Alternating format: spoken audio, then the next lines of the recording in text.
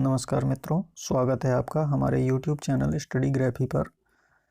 यदि आप पहली बार चैनल देख रहे हैं तो चैनल को सब्सक्राइब कर लीजिए, लाइक कर दीजिए और अपने दोस्तों के साथ शेयर कीजिए। यहाँ बाल विकास एवं शिक्षा शास्त्र से संबंधित 300 प्रश्नों की सीरीज चल रही है, जिसमें 6 भाग हम पूरे पढ़ चुके हैं। प्रश्न 180 का उत्तर आपको 6वें भाग का था। इसका उत्तर आपको कमेंट बॉक्स में बताना था, तो इसका चलिए आज हम बता देते हैं। इसका सही उत्तर है ऑप्शन 4, यानी शारीरिक विकास। आज हम शुरू करते हैं भाग 7 प्रश्न क्रमांक 181 से। बुद्धिमान छात्र परिस्थितियों का सामना करते हैं, परिस्थितियों को अपने अनुकूल ढालने का प्रयास करते हैं, परिस्थितियों को कोई महत्व नहीं देते, स्वयं को परिस्थितियों के अनुकूल ढाल लेते हैं। प्रश्न क्रमांक 181 का सही उत्तर होगा ऑप्शन 4।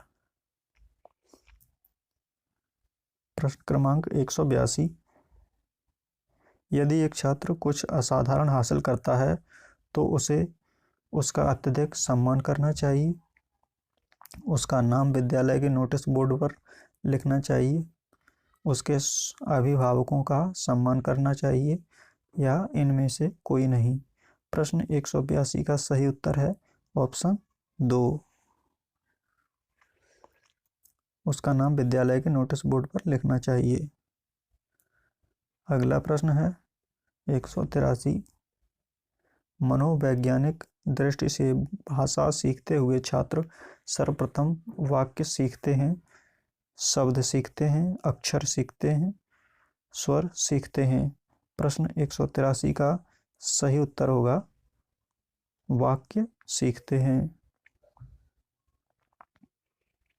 अगला प्रश्न है 184,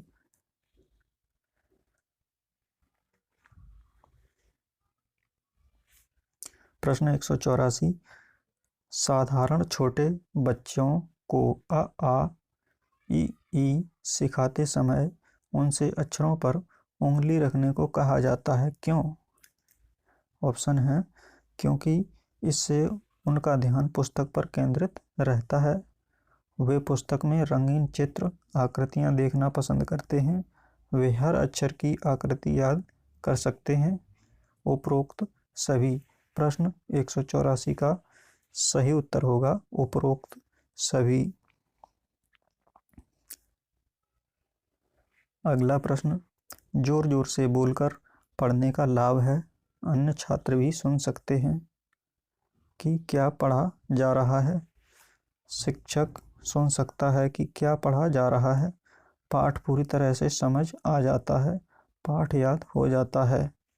प्रश्न 185 का सही उत्तर होगा ऑप्शन 4, पाठ याद हो जाता है।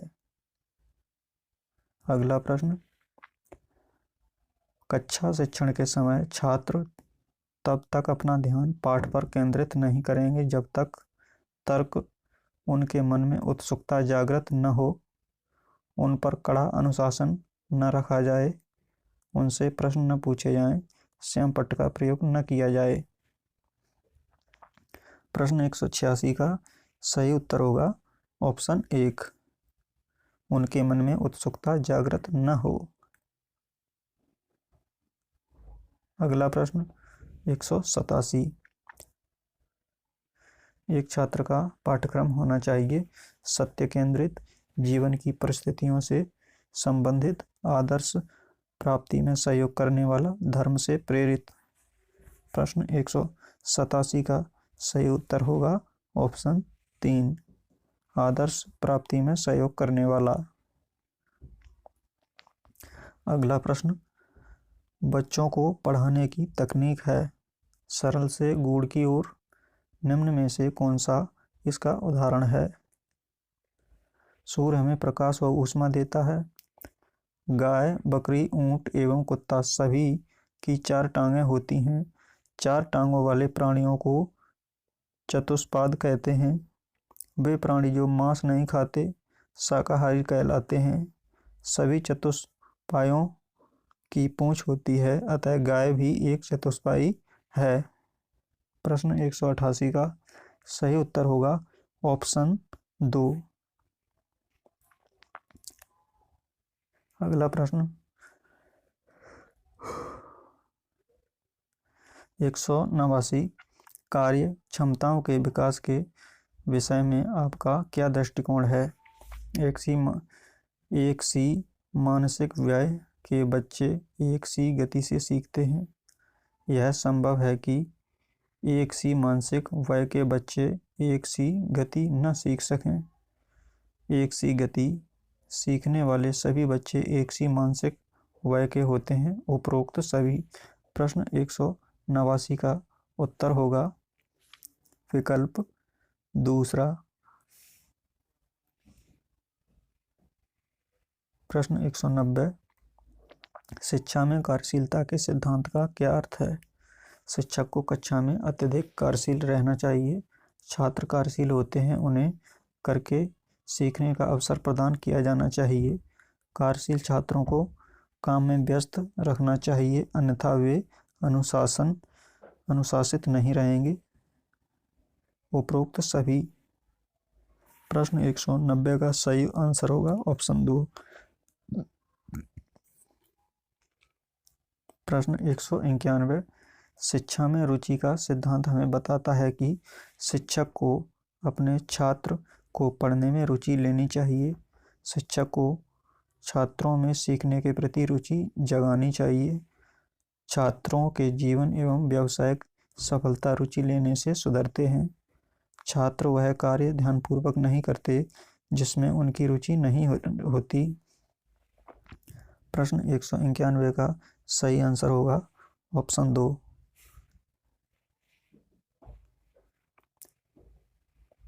अगला प्रश्न, शिक्षक यह निश्चित करता है कि क्या और कितना पढ़ना है। यह क्रिया शिक्षा के कौन सिद्धांत के अंतर्गत आती है। निश्चित उद्देश्य का सिद्धांत, चयन का सिद्धांत, योजना का सिद्धांत, रुचि का सिद्धांत। प्रश्न 192 का सही उत्तर होगा चयन का सिद्धांत ऑप्शन 2। अगला प्रश्न, यदि एक छात्र ताजमहल के विषय में जानता है तो उसे शाहजहां के विषय में बताया जा सकता है। शिक्षण की यह तकनीक पूर्व ज्ञान को नए ज्ञान से जोड़ना कहलाती है। स्पष्ट से अस्पष्ट की ओर, विशेष से सामान्य की ओर, ज्ञात से अज्ञात की ओर, विश्लेषण से संश्लेषण की ओर। प्रश्न 193 का सही उत्तर होगा ऑप्शन 3, ज्ञात से अज्ञात की ओर। प्रश्न 194, आप एक छात्र को भाषा पढ़ाना चाहते हैं। आप कौन सी विधि को छात्र के लिए रुचिकर मानेंगे। उसे वाक्य पढ़ाना प्रारंभ कर देंगे, उसे स्वर एवं व्यंजनों के विषय में पढ़ाना प्रारंभ कर देंगे, उसे मात्राओं के ज्ञान से पढ़ाना प्रारंभ कर देंगे, उसे व्याकरण से पढ़ाना प्रारंभ कर देंगे। प्रश्न 194 का सही आंसर होगा ऑप्शन 1।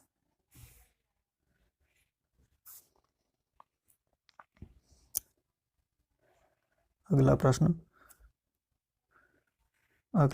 195, महान शिक्षाविद हर्बर्ट के अनुसार संपूर्ण ज्ञान भागों में विभाजित होना चाहिए, विषयों में विभाजित होना चाहिए, एक इकाई के रूप में होना चाहिए, अर्थसार के रूप में होना चाहिए। इसका सही आंसर होगा 195 का ऑप्शन 3, एक इकाई के रूप में होना चाहिए।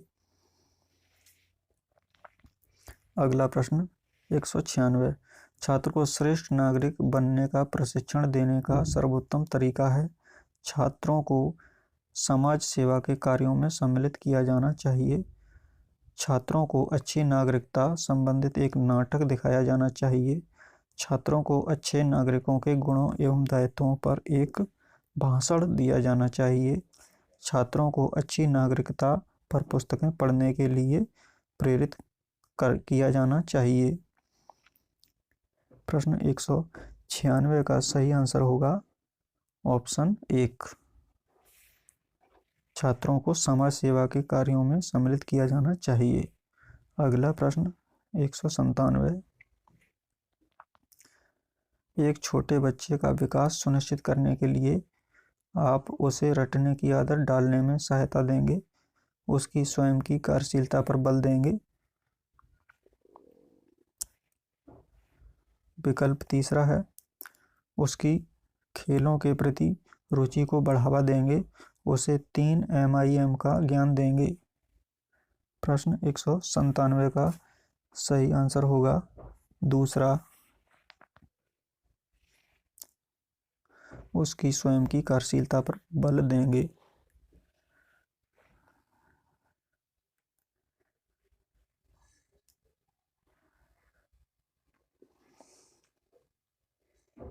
अगला प्रश्न 198। जो कार्य छात्रों द्वारा स्वयं किया जाता है वह अधिक तेजी से सीखा जाता है, उद्देश्यहीन होता है, उनके द्वारा सीखा जाता है ताकि बाद में वह उसे स्वयं कर सकें। प्रश्न 198 का सही विकल्प होगा पहला, अधिक तेजी से सीखा जाता है। अगला प्रश्न 199। छात्र सरलता से याद रख सकते हैं भाग विधि, संपूर्ण विधि, भाग विधि एवं संपूर्ण विधि का सम्मिश्रण, श्रवण विधि। प्रश्न 199 का सही आंसर होगा भाग विधि एवं संपूर्ण विधि का सम्मिश्रण, ऑप्शन 3। प्रश्न 200। शैक्षिक विधियों का पिता किसे कहा जाता है? स्किनर को, के डेविस को, लैम्सडन को, इनमें से कोई नहीं। प्रश्न 200 का सही आंसर होगा दूसरा, डेविस को कहा जाता है।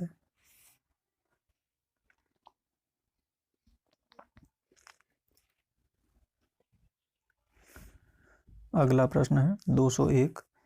निम्न में से कौन सी शिक्षण की सर्वोत्तम विधि है? संवाद विधि, पाठ्यपुस्तक विधि, परियोजना विधि, दृश्य विधि। प्रश्न 201 का सही आंसर होगा विकल्प तीसरा, परियोजना विधि। अगला प्रश्न 202। विभिन्न विधियों का शिक्षण में प्रयोग लाभकारी क्यों होता है? शिक्षण को आसानी से समझने के लिए, शिक्षण को अधिक रुचिकर बनाने के लिए, छात्रों का ध्यान आकर्षित करने के लिए या उपरोक्त सभी। प्रश्न 202 का सही आंसर होगा उपरोक्त सभी। अगला प्रश्न 203। भाषा शिक्षण की सर्वोत्तम विधि है पाठ्यपुस्तक विधि, बार बार लिखने का अभ्यास, परिचर्चा विधि, शुद्ध उच्चारण का अभ्यास। इसका सही आंसर होगा 203 का तीसरा विकल्प, परिचर्चा विधि। अगला प्रश्न है 204।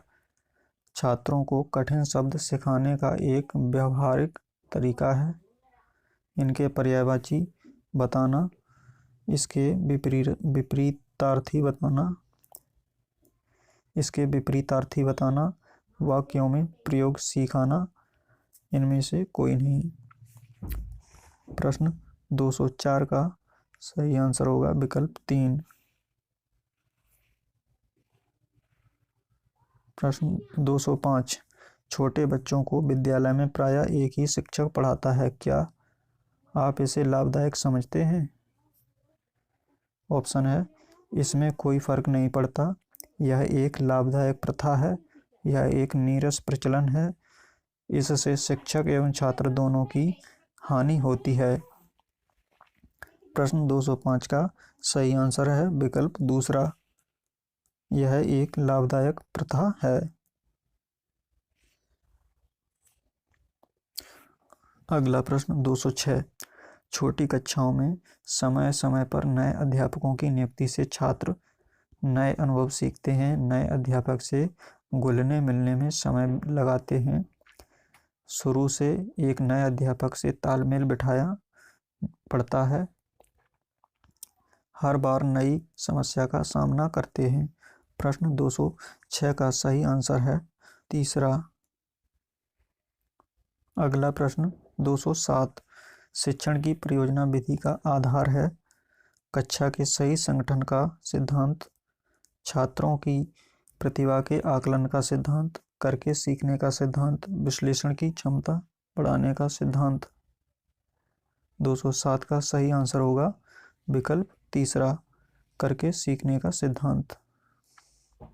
अगला प्रश्न है 208, भाषा को सीखने की एक प्रभावी विधि है पाठ्य पुस्तक पढ़ना, सहायक पुस्तकें पढ़ना, समाचार पत्र पढ़ना, बातचीत करना। प्रश्न 208 का सही आंसर है बातचीत करना। अगला प्रश्न 209, वह तरीका जिससे पहले साधारण सिद्धांत बताया जाता है और फिर उदाहरणों के माध्यम से उस सिद्धांत को छात्र के सम्मुख सिद्ध किया जाता है कहलाता है निष्कर्षण विधि या निगमन विधि, आगमनात्मक विधि, अनुभव से तर्क विधि, संश्लेषण से विश्लेषण विधि।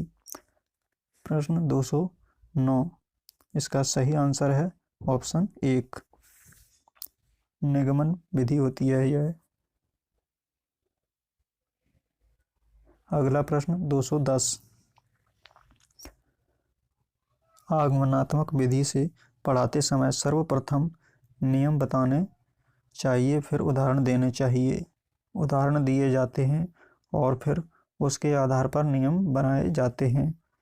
पूरा संप्रत्यय विस्तार से बताया जाता है और फिर उसके विभिन्न भागों के बारे में बताया जाता है।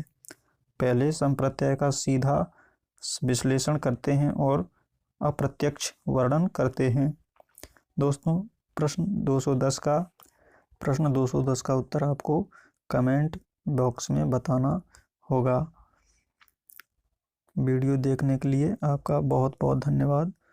चैनल आपने सब्सक्राइब नहीं किया है तो आप सब्सक्राइब कर लीजिए और अपने दोस्तों के साथ शेयर कीजिए, लाइक कीजिए। धन्यवाद।